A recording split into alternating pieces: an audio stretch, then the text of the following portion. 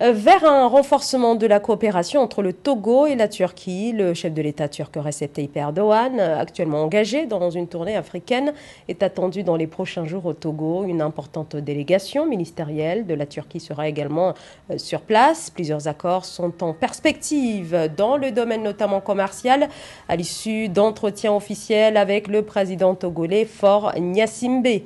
Et pour parler de l'actualité togolaise et africaine de manière générale, j'accueille sur ce plateau Monseigneur Philippe Fanokok-Bodzoro, archevêque émérite de Lomé. Bonsoir.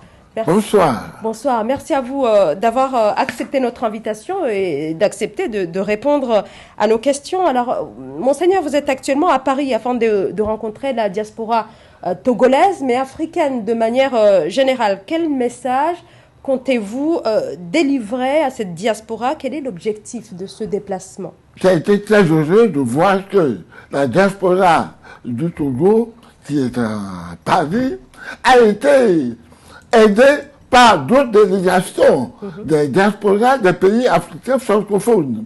Et ça a été très fort, parce qu'ils ont dit, nous disons, il est temps que la France arrête de manipuler et de nous dominer.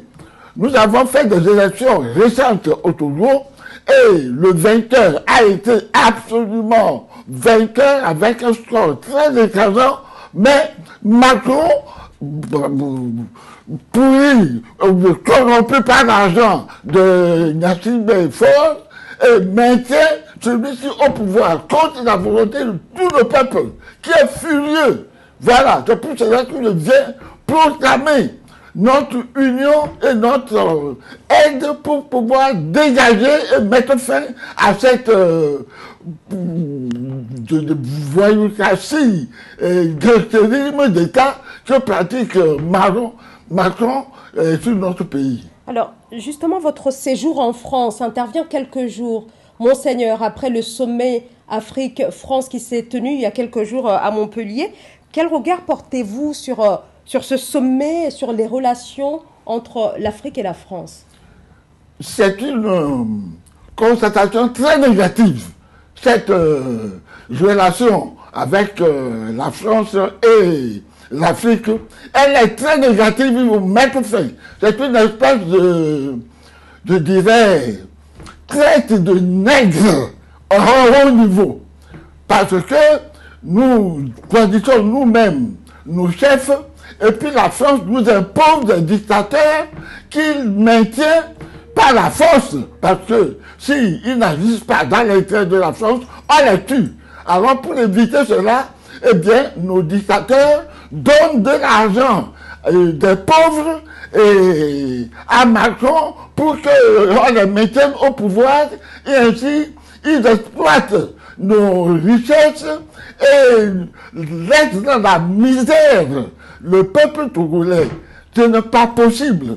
Le peuple togolais, pas seulement, il s'agit du peuple togolais pour le cas duquel je suis venu ici, mais les autres Kodo qui a gagné cette bataille et cette élection avec un score très écrasant, et cela pour corollaire immédiat l'alternance au Togo que tous les Togolais souhaitent, désirent de tout leur cœur. Voilà, je viens appuyer cela pour que réellement ça se réalise. Alors, Monseigneur, effectivement, vous vivez en exil depuis la dernière élection présidentielle qui s'est tenue au Togo en février 2020, une élection qui a marqué la réélection controversée du président Faure Gnassingbé, élection dans laquelle vous avez soutenu, vous l'avez dit, Agbeyome Kodjo, arrivé second. Vous contestez toujours les résultats Je conteste. de l'élection présidentielle annoncée par la commission électorale. Quels sont les éléments qui vous poussent à contester cette élection? Eh bien, cette fois-ci, les élections ont été vraiment objectivement sérieuse. Tous les Togolais étaient mobilisés pour soutenir le candidat unique. Ils ont compris finalement qu'il fallait un candidat unique. Nous l'avons fait, et on a un candidat unique. Et pendant la campagne électorale, des coups de fil nous parvenaient de partout. Monseigneur, notre groupe a gagné. Ici, c'est fort. Et ailleurs aussi, dans tous les bureaux, ils nous envoyaient des comptes rendus, des comptages de voix, et nous disaient que notre mouvement, le mouvement de Agbéyomé Kodjo, a gagné largement. Il y avait même l'ANC, l'opposant, qui reconnaît que la DMK et son candidat sont largement devant. Et puis, un autre qui disait qu'il combattrait notre candidat unique s'il gagnait, eh bien, il a dû reconnaître qu'il a attendu jusqu'à minuit. Et il a recompté et tous les bulletins et tout le comptage, et il a affirmé que le point où Agbéyomé Kodjo est arrivé comme vainqueur est tellement fort qu'il y a encore d'autres qui vont intervenir, ça ne changera pas la réalité. Mais vraiment, nous avons ces documents-là qui sont très forts et qui nous approuvent que c'est notre candidat unique qui a gagné les élections. Alors, qu'attendez-vous, Monseigneur, du pouvoir quant à la normalisation de la situation sociopolitique dans votre pays, le Togo? Du pouvoir illégitime qui est là parce qu'il a volé. Il a volé la victoire d'Agbéyomé. Donc, écoute, on ne vole pas Dieu. Moi, je suis un représentant de Dieu, je ne suis pas un politicien. Et je suis l'exemple de Seigneur Jésus-Christ qui a dénoncé les puissants. On l'a tué pour cela. Moi aussi, je suis prêt. Ils peuvent venir me gorger s'ils veulent, mais ils n'arriveront pas.